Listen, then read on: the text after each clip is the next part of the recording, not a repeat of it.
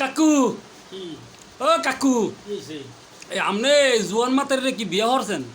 নাউজুবিল্লাহ আস্তাগফিরুল্লাহ এই তোরা এই খাটাইসা কথা কও কি পানে আয় এই তোরা কি মনে করো কি মানে চুল সাদা আর বুড়া মানুষ হইলেই খালি বিয়া করে হ্যাঁ আরে সোবান আল্লাহ, এই যে গ্রামের হকগুলো কইতাছে এই তোকে সালাম সালাম একটা কাম হলো শহর থেকে একটা কি সুন্দর পরীর মতো মাইয়া বিয়া করে লইছে।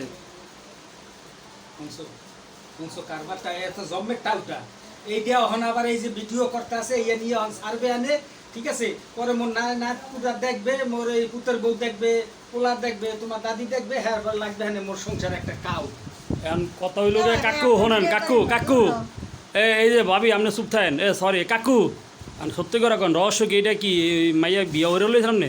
না বিয়া করিনি এই একজন কবিরাজ এর কাছে একটু কবিরাজি শিখতাছি হে কি কবিরাজি এই হন্দি না কি কবিরাজি? বউ ছাড়ার কৌশল শিখতাছি এর কাছে মানে যে বউ ছাড়তে হইবে এই কৌশল আবার হে ভালো পারদর্শী এই যে আফা না ভাবি কমু যাই হোক, কিভাবে বউ ছাড়বো আর কি,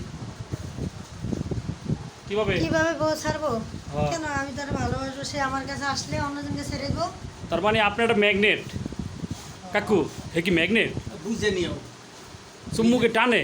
নিজের সুমুখের কথা নিজে কইতারে কও এই হচ্ছে বউ ছাড়ার কৌশল।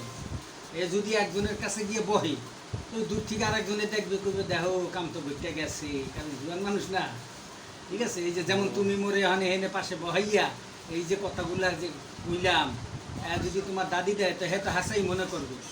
এখন যাই হোক দাদি এত বুঝবে আনে এক কি চলতা আছে দাদি কে কাকু আপনি মাথাটা তো আসলেই গেছে বিয়া শাদি কইরা, আপনি মোর কাকু, আপনি কি মোর দাদা লাগেন নাকি? কাকু জীবন ভরাটা বলাইছো দাদু কম নে কাকু এ মাতারি এ রাগ